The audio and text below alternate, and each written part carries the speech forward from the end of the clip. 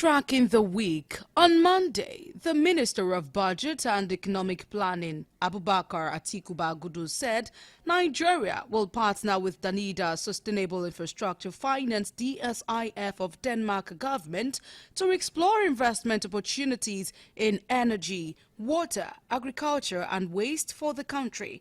The minister stated this when the ambassador of Denmark to Nigeria paid a courtesy visit to him in Abuja.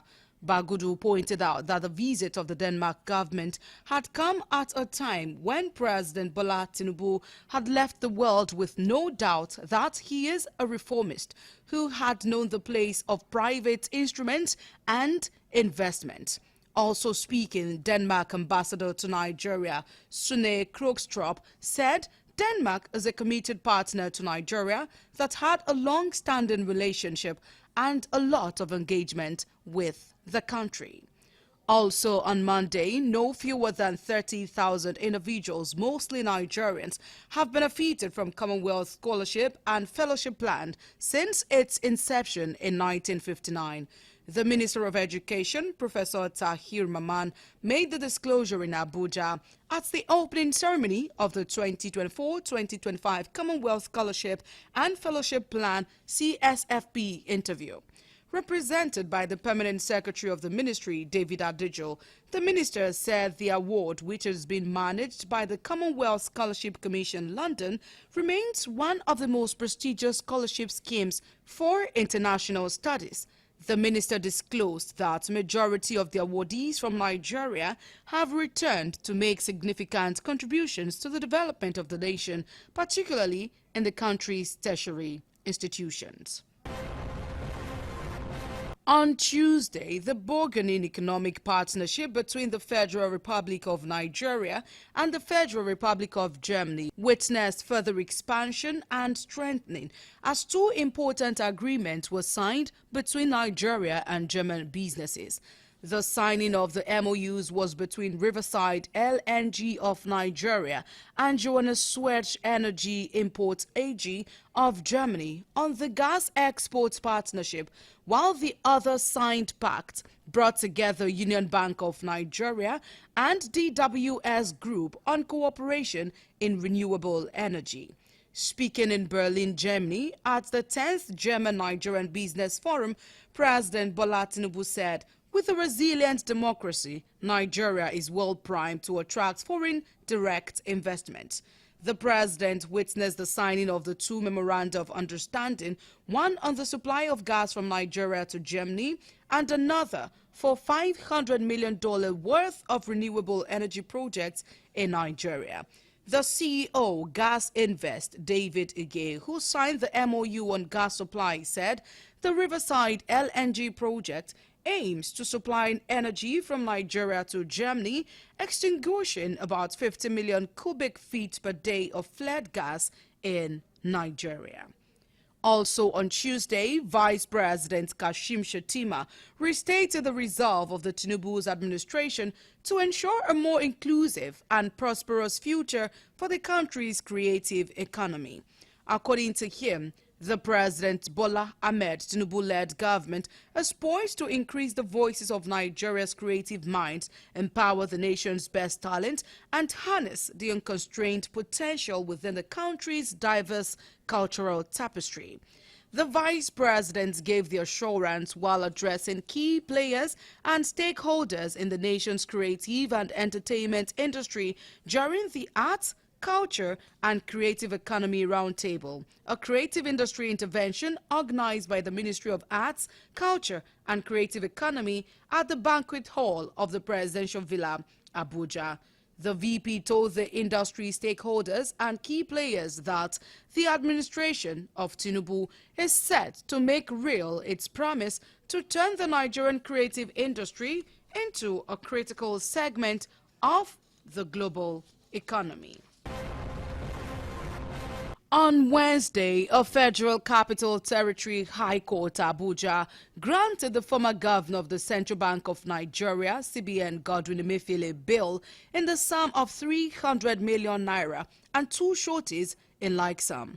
Ruling on his bail application, Justice Hamza Muazu said the shorties must have certificate of occupancy and titles of properties within the Maitama district. He also ordered that Emefiele deposit all his travel documents with the registrar of the court and must remain within the Abuja Municipal Area Council. Muazu held that Emefiele be kept in Kuje Correctional Center till he meets the bail conditions. Emefiele is standing trial on an alleged procurement fraud. The federal government had initially preferred 20 charges to the tune of 6.5 billion naira against the former CBN governor, but reduced the charges to 6 to the tune of 1.2 billion naira, for which he was arraigned on Friday, the previous week. Still on Wednesday, Vice President Kashim Shettima restated the commitment of the Tinubu's administration to the welfare of Nigerian armed forces, including families of fallen heroes. He said the administration's resolve was in acknowledgement of the sacrifices of service personnel to the unity of Nigeria and sustenance of global peace.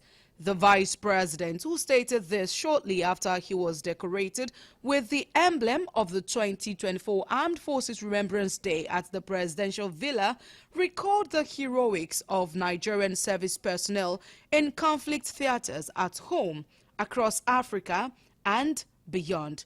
Shettima said Nigeria needs to identify with the families of the fallen heroes, those he said made the supreme sacrifice in the enthronement of peace in the country and the world in general, from Congo to Liberia, Sierra Leone, and beyond.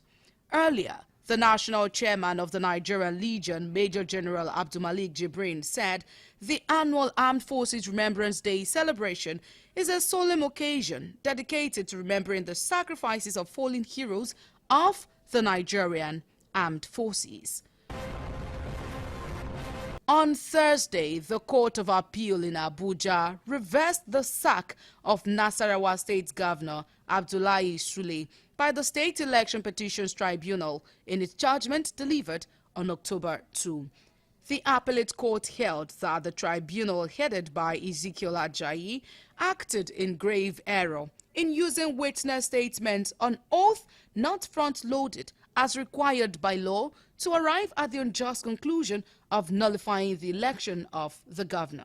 In a judgment delivered by Justice Uchechukwu Onyemenam, the Court of Appeal said the tribunal was legally bound to act on witness statement filed along with the petition or front-loaded within 21 days stipulated by law. The court held that no petition can lawfully be amended outside the 21 days allowed by law as wrongly done by the tribunal. Since the statements used by the tribunal to sack the governor were not front-loaded in compliance with the law, the statements were products of illegality with no probate value for a law court to act upon, the appellate court held. Still on Thursday, 83 Nigerians on Moroccan scholarships under the Bilateral Education Agreement (BEA) academic session departed for Morocco. Honorable Minister of Education, Professor Tahir Maman, who spoke at the pre-departure briefing in Abuja, advised the scholars to make their parents and Nigeria proud by being worthy ambassadors in the country of their studies. The first batch of scholars was scheduled to take off on Thursday, November 23, while the second batch were to leave on Friday, November 24. The minister said the scholars had successfully completed the mandatory 9-month French language training program at various centers Alliance Française in Nigeria for the 2022-2023 academic year and now fully prepared for departure to Morocco for the main academic courses for the 2023-2024 academic session. Finally, on Friday, the Court of Appeal in Abuja declared the March 18 governorship election in Kaduna conclusive and affirmed Uba Sani as the lawful winner of the poll. The appellate court in a judgment reversed the declaration of the election as inconclusive by the State Governorship Election Tribunal in its judgment of September 28. Justice Obietumbara Owukpele Daniel Kalio, who read judgment of the Court of Appeal on the main and cross appeals, also reversed the order of the tribunal on the Independent National and Electoral Commission (INEC) to conduct supplementary elections in 22 polling units in 4 local government areas of the state. In the main appeal, Justice Daniel Kalio resolved all the 5 formulated issues against the People's Democratic Party (PDP) and its candidates in the 2023 election, Mohammed Issa Ashiru. The 5 issues bothered on alleged malpractices over voting, manipulation of results, collations, and ballot stuffing made by PDP and its governorship candidates. In the cross-appeal filed by the All Progressives Congress, which challenged the declaration of the election inconclusive, the Court of Appeal resolved the 3 formulated issues in favor of the party and vacated the declaration of the tribunal. Lastly, on Friday, the federal government tasked the Federal Housing Authority (FHA) to scale up its housing units delivery as it marked its 50th anniversary, saying 50,000 housing units delivery since inception is not acceptable. The Minister of Housing and Urban Development, Architect Ahmed Musa Dangiwa, who spoke at the FHA's Golden Jubilee celebration held in Abuja, also lamented that the public-private partnership which the agency entered into over the years has delivered little or no value to the country. To that end, Dangiwa asked the FHA to wake up to its responsibilities and urged the agency to see its 50th anniversary as a moment of soul-searching.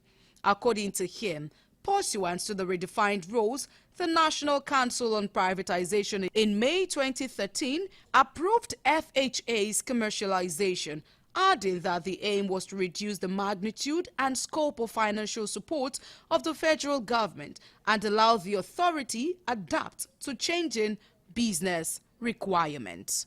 And that is all in Tracking the Week.